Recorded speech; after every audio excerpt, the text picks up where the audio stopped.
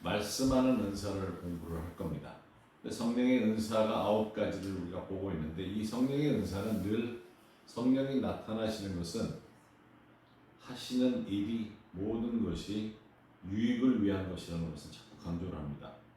그 이유는 마치 은사를 가진 사람들이 어떤 권위가 있는 것 같아서 함부로 하기 때문에 그것이 잘못됐다는 건데 이 성령의 은사는 성령이 우리와 동행하는 가운데 평소에도 매일매일 드러날 수 있다는 것을 자꾸 이야기하기 위해서 그렇습니다.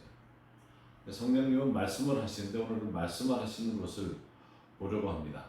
그래서 먼저 9가지 은사를 다시 볼 텐데 고린도전서 12장 8절에서 10절에 어떤 사람에게는 성령으로 말미암아 지혜의 말씀을, 어떤 사람에게는 같은 성령을 따라 지식의 말씀을, 다른 사람에게는 같은 성령으로 믿음을, 어떤 사람에게는 한 성령으로 병 고치는 은사를, 어떤 사람에게는 능력 행함을, 어떤 사람에게는 예언함을, 어떤 사람에게는 영들 분별함을, 다른 사람에게는 각종 방언 말함을, 어떤 사람에게는 방언을 통역함을 주시나니.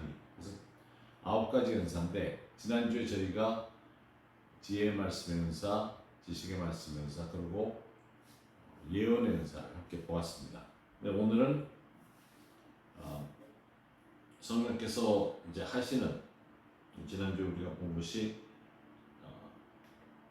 그런 내용이라면 같은 믿음으로 우리가 해야 된다 하는 것을 이야기를 했는데 오늘 우리가 보려고 하는 것은 그 9가지 은사 중에 이제 첫 번째는 세 부분으로 우리가 나눠서 한다 그러면서 보고 있는데 성령께서 드러내는 은사, 지식의 말씀, 지혜의 말씀, 영들 분별함을 지난주에 보았습니다. 그래서 오늘은 말씀하는 은사를 볼 텐데 우리가 여기서 늘 조심스럽게 생각하고 다뤄야 하는 게 물론 유익을 위한 것뿐만 아니라 고린도전서 12장 1절 말씀을 잘 이해를 해야 됩니다. 한 성령이 행하사 하나님의 뜻대로, 성령의 뜻대로 우리에게 나눠주시는 겁니다. 그래서 사역의 현장에 우리가 가게 되면 성령께서 필요를 보고서 우리를 사용하신다는 의미가 있어요. 성령께서 모든 은사를 가지고 계시는 거지 내가 지니고 있는 것이 아닙니다. 내가 평소에 그렇게 주로 쓰임받는 은사가 나타날 수 있어도 내가 마치 가지고 있는 것처럼 이야기할 수는 없습니다. 그래서 이제 세 영역으로 우리가 나눠서 본다 그러면서 지난주에는 드러나는 은사, 지식의 말씀, 지혜의 말씀, 영들 분별의 은사를 보았고 오늘은 직접 말씀하시는 은사, 예언, 방언, 방언들 통변함을, 통역함을 볼 겁니다. 그래서 먼저 우리가 예언을 볼 텐데 주님은 우리에게 메시지를 전달하세요. 오늘 보고자 하는 것은 메시지를 주시는 그런 내용의 것을 보고자 하는 겁니다. 하나님께서 우리에게 메시지를 전달해 주시면 그 메시지를 통해서 우리 영이 삽니다. 영이 뭔가 새로운 힘을 얻을 수 있고. 그래서 여기서 주님이 성령께서 친히 말씀하시는 은사들을 볼 텐데 먼저 예언은 하나님으로부터 오는 격려의 메시지입니다. 근데 이것이 사람을 통해서 사람에게 혹은 여러 사람에게 전달되는 것을 말합니다. 그래서 예언이라는 단어를 성경적으로 정의하면 사람을 통해서 한 사람이나 여러 사람들을 향한 하나님의 그 메시지, 하나님으로부터 격려의 말씀, 메시지를 말합니다.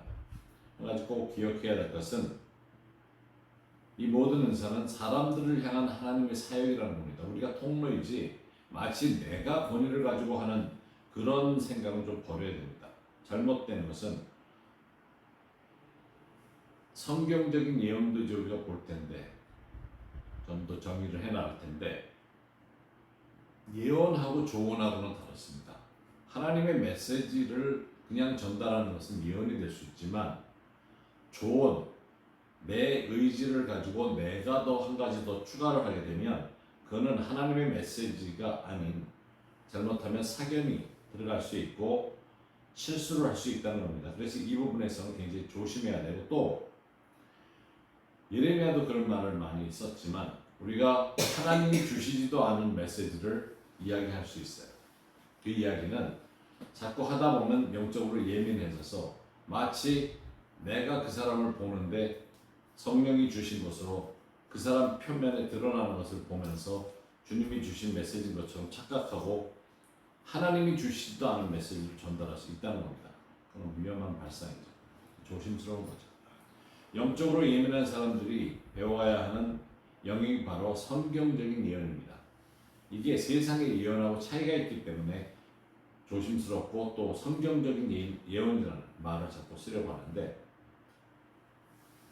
우리가 하나님의 음성 듣는 것, 특히 이제 기도를 하면서 음성 듣고 기도하는 것이 영감의 첫 번째 단계, 인스피레이션으로 시작하는 단계인데, 거기서부터 자꾸 나아져서 다음 단계로 가야 됩니다.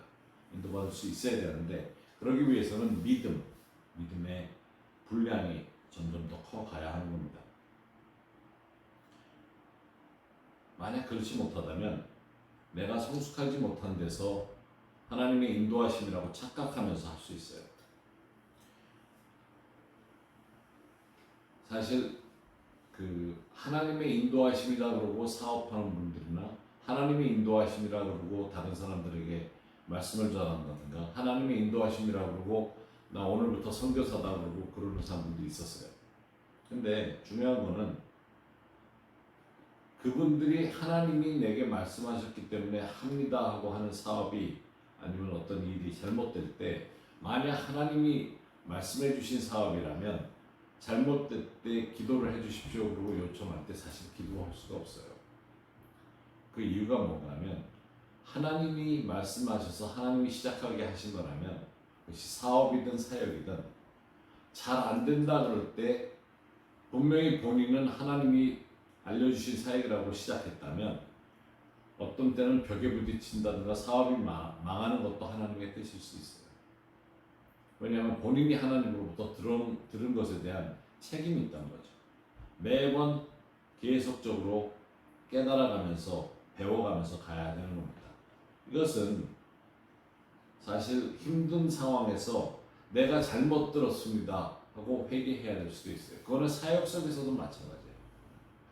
하나님의 음성을 듣고 시작을 했는데 사역에 진전이 없을 때 다시 기도하면서 이것이 내 생각, 내가 추구하려고 했던 거라고 할 수 없어요.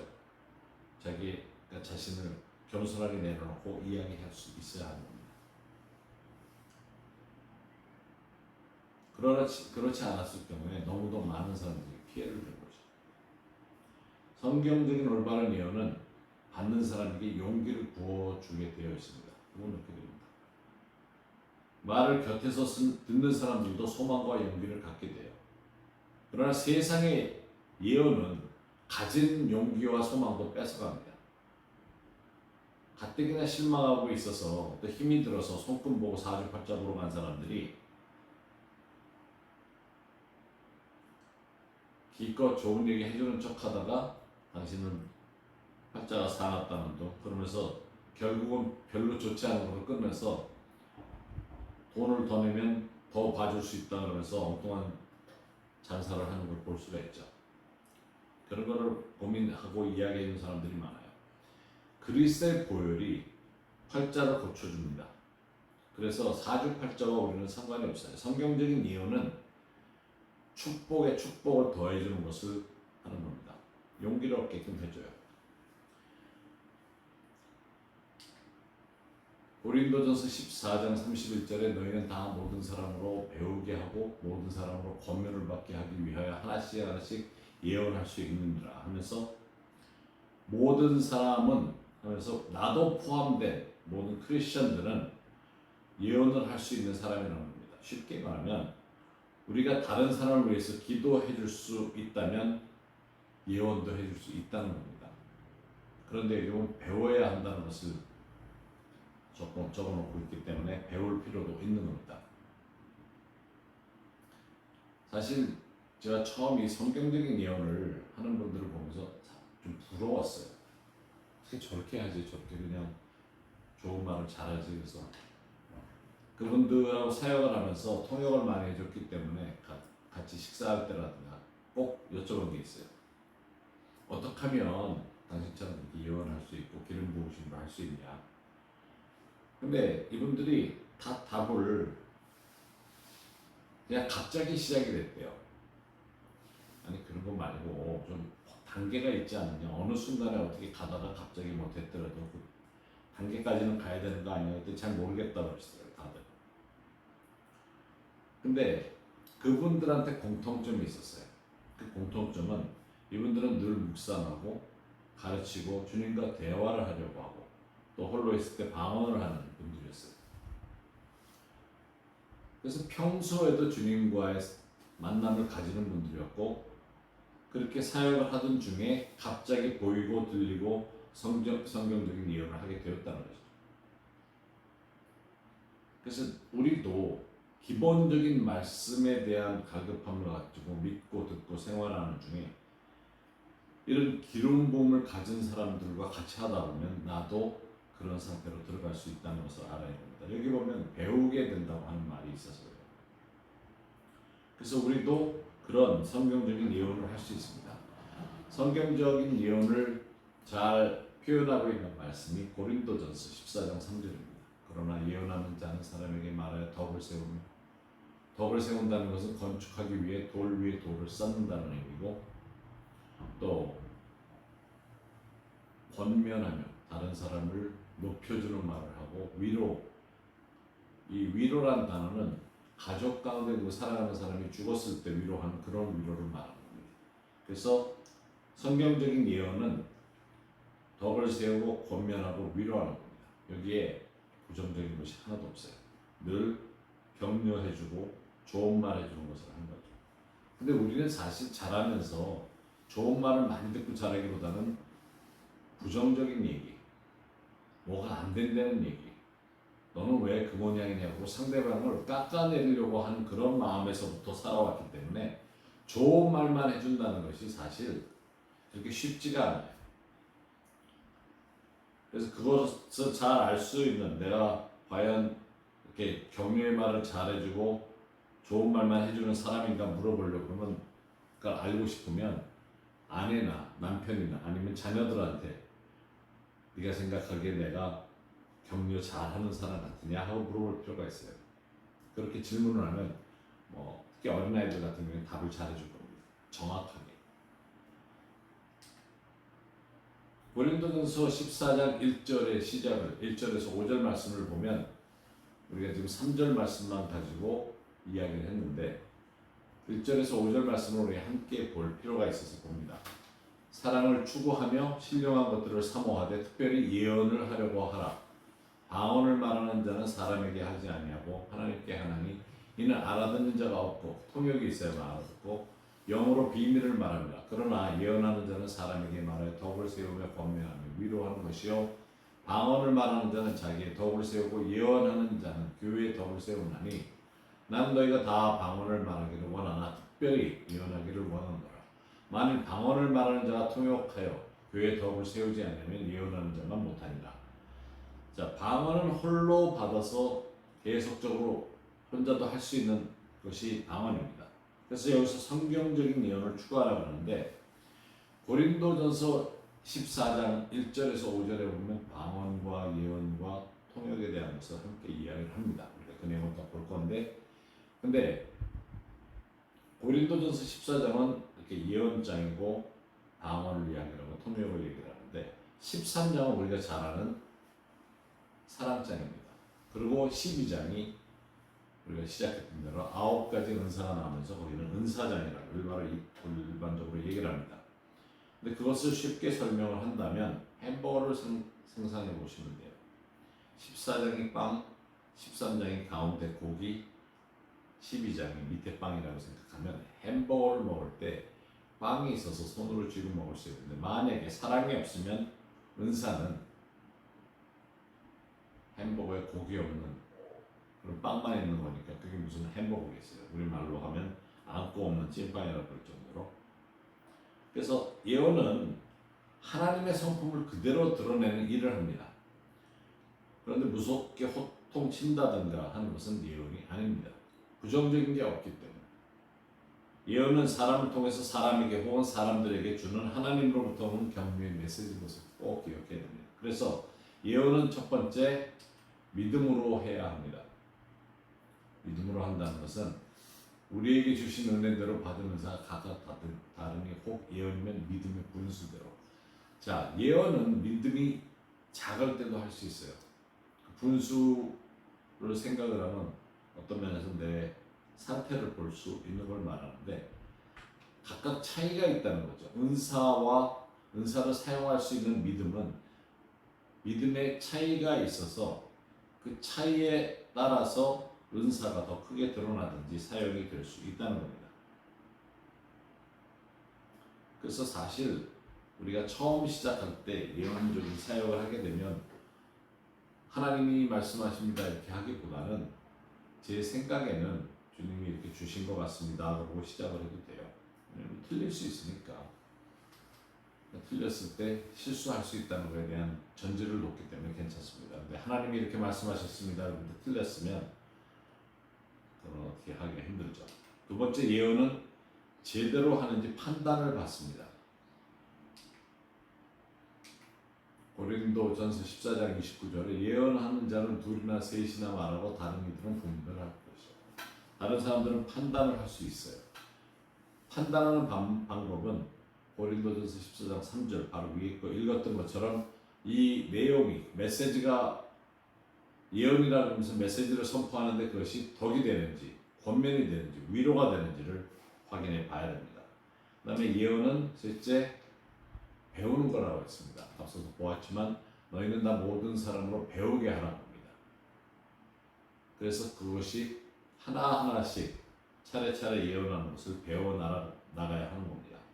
또 네 번째 예언하는 자의 태도가 중요하다고 적었는데 그것은 사도행전 14장 32절에 예언하는 자들의 영은 예언하는 자들에게 제재를 받는 다시 얘기해서 자 교회나 아니면 어디서 예언을 한다든가 예언 사역을 기도 사역을 성경적인 기도 사역을 할 때 항상 잘하는지 잘 못하는지 혹은 내용이 분명한지 분명하지 않은지를 제재를 받을 수 있습니다. 그 이유가 너무 두리뭉실하게 해요. 본인은 잘한다고 할지 모르지만 예를 들어 그림이 보였어요, 뭐 어떤 게 보였어요 그러는데 한참 얘기를 듣다 보면 도대체 무슨 말을 하는지를 알 수가 없어요. 그거는 하나님께 다시 가서 내용을 찾아야 됩니다. 그건 예언이 아니에요. 혼자만 아는 뭐 몽상 같은 이상한 얘기를 해봐야 그건 예언이 될 수가 없어요. 누구에게든지 이해가 될 수 있는 말을 전달하는 메시지가 있어야 합니다. 자, 우리가 이제 방언을 볼 텐데 하나님으로부터 오는 메시지를 사람을 통해서 혹은 사람이나 대상이 여러일 수도 있는데 알지 못하는 언어를 선포를 하는 겁니다. 거기도 메시지가 있어요. 그러나 듣는 사람이 자기 언어로 듣든지 혹은 통역을 동반해야 될 수도 있습니다. 그래서 메시지인 것만은 사실 새로운 언어로 메시지를 전하기 때문에 반드시 통역할 수 있는 사람이 있어야 돼요. 근데 예언과의 차이는 예언은 알아들을 수 있다는 것이 있고 그러나 여기서 지금 기도의 언어인 방언은 방언의 두 가지에서 이건 예언을 위한 메시지의 방언이 있는 거고 이제 다음 주에 미뤄서 보겠지만 일반 우리가 기도하는 방언은 차이가 있습니다. 기도하는 방언과 메시지의 방언은 두 개의 차이가 있어요. 그래서 그럼 따로 나눠서 볼 겁니다. 그래서 은혜의 방언, 기도의 언어, 은사를 드러내는 이 방언은 예언적인 방언, 은혜의 방언이라고 하고 기도의 방언은 따로 설명을 드리도록 할 겁니다. 고린도전서 12장에 나오는 9가지 은사 중의 방언은 예언을 동반하는 방언을 메시지를 동반하는 방언을 말합니다. 14절에도 기도의 언어가 각자가 하나님 앞에서 올려드리는 기도를 하는 것을 설명합니다. 그래서 여기서는 우선은 예언적인 요소의 메시지를 전달하는 방언을 이야기할 겁니다. 고린도전서 14장 27절과 28절에 만일 누가 방언으로 말하거든 두세 사람이나 많아야 세 사람이 차례를 따라하고 한 사람이 통역할 것이요 만일 통역하는 자가 없으면 교회에서 잠잠하고 자기와 하나님께 말할 것이요. 자, 방언을 큰 소리로 교회에서 한다. 이게 통성으로 방언을 한다. 이거는 사실 성서적이진 않아요. 그러나 방언을 선포를 한다 했을 때 한 번에 한 사람씩 하는 거죠. 그래서 통역이 따라와야 돼요. 한 사람이 방언을 했으면 누군가 통역을 해야 돼요. 근데 통역할 사람이 없으면 하지 말라는 거죠. 왜냐하면 메시지를 전달을 못하기 때문에 그냥 떠드는 방언으로는 하지 말라고 하는 겁니다. 바울은 은사인 방언과 기도의 방언을 잘 알고 있었기 때문에 성도들이 교회에 오면서 방언하는 것들에 대해서도 주지시키고 또 절제하도록 이야기를 하는 겁니다. 왜냐하면 처음 방언을 받은 사람들이 너무 좋은 거예요. 고린도 사람들이 사실은 굉장히 영적인 그런 사람들이었어요. 물론 우상을 숭배를 했지만 영적으로 예민하다 보니까 성령 세례 받으면서 너무 좋으니까 주체를 못 해가지고 완전히 방언으로 서로 서로 대화가 돼서 했는지 모르지만 방언으로 서로 이야기를 하는 겁니다.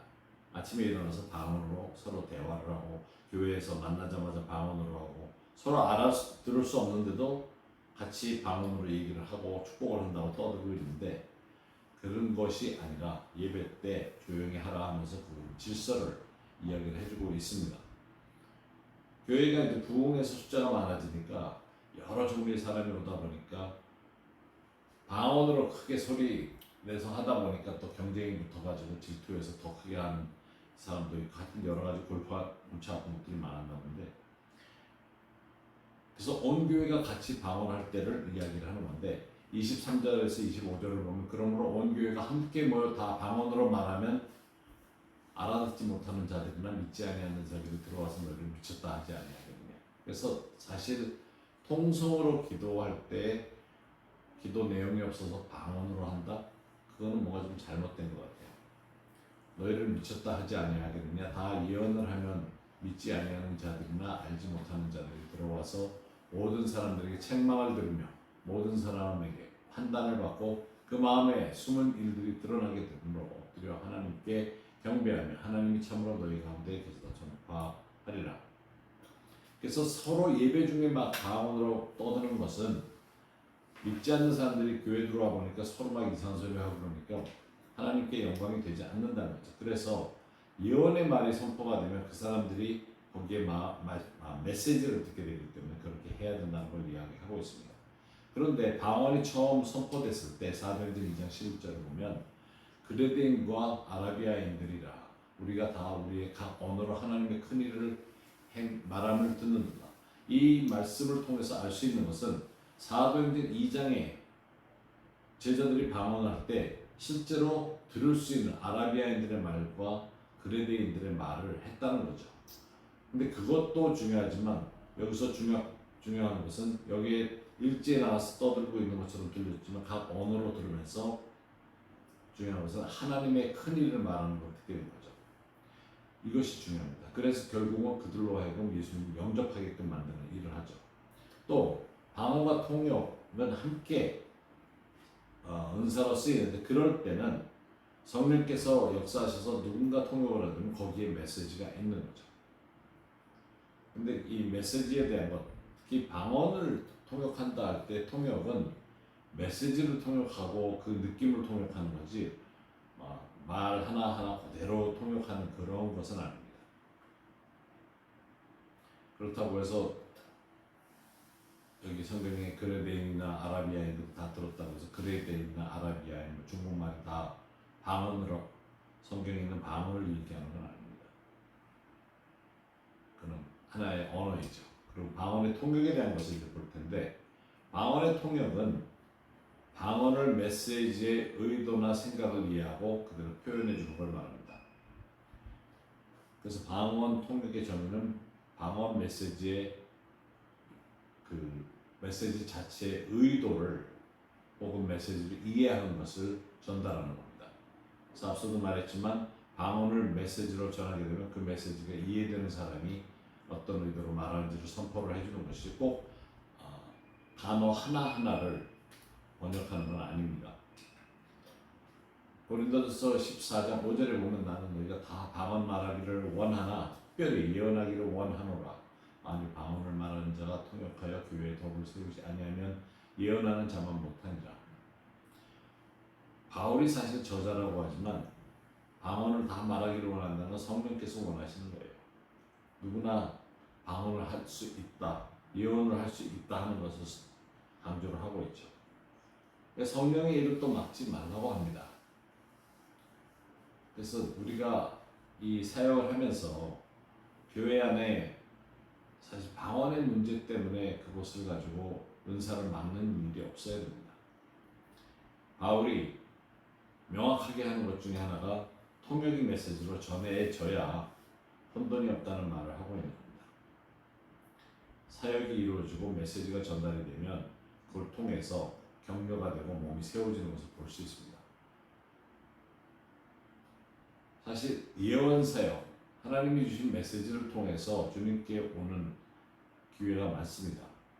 그 내용이 통역되어서 방언도 통역되어서 메시지가 전달되면 예언으로 같은 효과를 보게 되는 겁니다.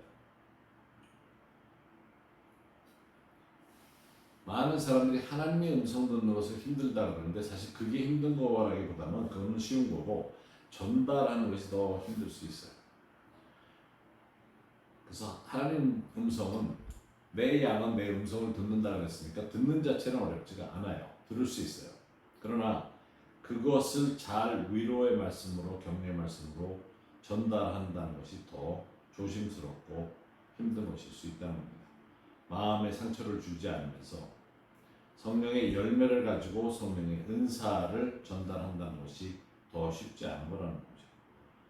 그래서 방언의 통역은 은사로서 사용을 받는데 사실 저도 영어를 한국말로 통역하는 것을 하지만 그 내용 단어도 중요하지만 성령의 방언을 통한 메시지가 전달될 때는 그 의도가 중요한 것이라는 것을 깨달아야 합니다. 그래서 어떤 때는 방언으로 길게 말씀을 막 선포하는 것처럼 들려도 내용이 짧을 수 있고 반대로 내용은 짧은데 그 설명되는 내용이 더 길 수도 있습니다. 그래서 여기에 통역의 차이가 조금 있다는 것을 기억을 해야 됩니다.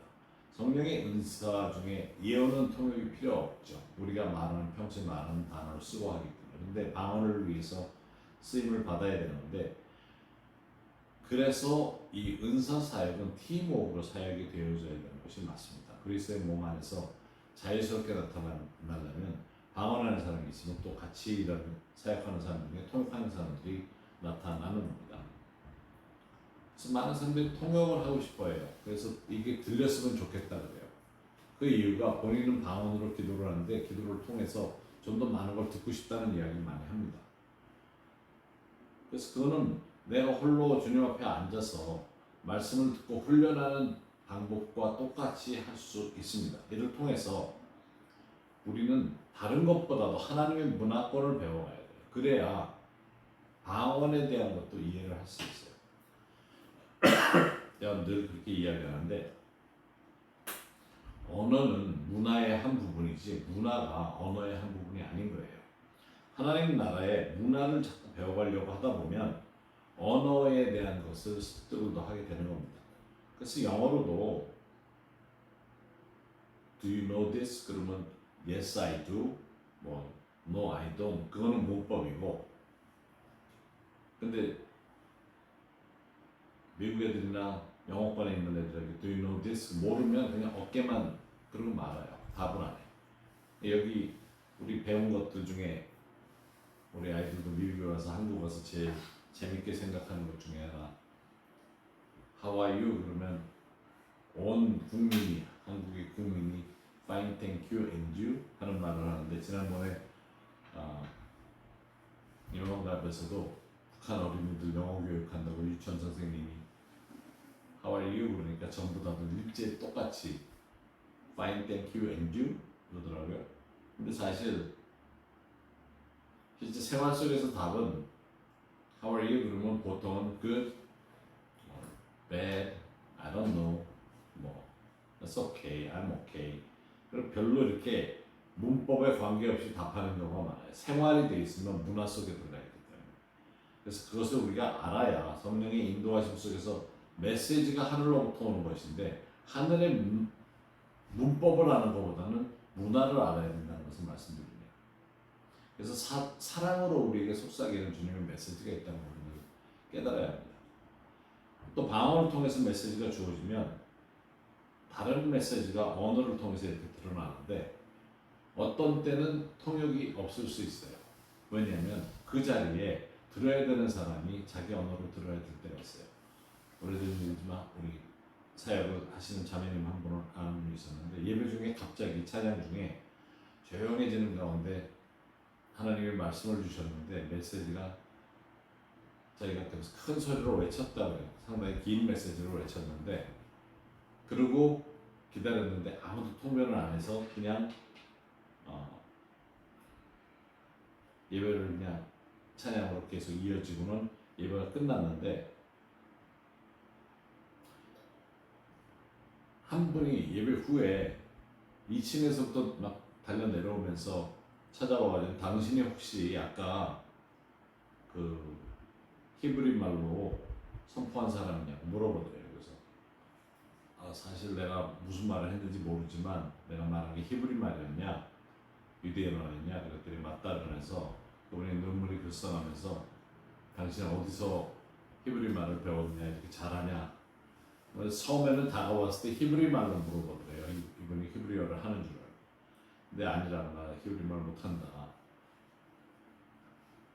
그게 방언이었다고 설명을 하니까 그분이 상당히 놀라면서 사실 이제 그 자매님도 내가 뭐라고 그랬냐 나도 모르는 얘기를 했기 때문에 그래서 얘기를 그분한테 물어보니까 굉장히 그 성경적인 유대인이 알 수 있는 구약의 말씀을 인용을 하면서 설명을 하고 예수가 구약 성경 말씀을 인용을 하면서 바로 하나님의 아들이다. 살아계신 하나님의 아들 예수 그리스도라고 하는 말을 선포를 했다는 겁니다. 너무 놀라운 거죠. 하나님께서 그렇게 하셨어요. 그래서 우리가 깨달아야 되는 것은 사실 이와 같은 일들이 우리에게 주어질 수 있다는 겁니다. 성령이 우리를 통해서 방언을 통해서 메시지를 전달하시는 것을 알아야 됩니다. 믿음의 수준을 100%로 숫자로 넣는다 그러면 사실 두 랩돈을 드린 여인은 100%를 드렸던 것을 우리가 알 수 있죠. 그러면 나의 믿음의 수준은 어느 정도인가? 이것은 드리는 것을 통해서도 알 수 있어요. 내가 과연 하나님께 뭘 드리는 삶을 살고 있는가? 그래서 믿음은 들은 것을 행동으로 옮길 때에만 메시지가 전달될 수 있고 그것이 생활화될 수 있는 겁니다. 믿음의 수준이 올라가야 메시지의 수준도 올라간다는 겁니다. 그 성령을 얼마나 진정으로 믿고 있는지 내 안의 변화가 어떻게 일어나고 있는지를 깨달아야 합니다.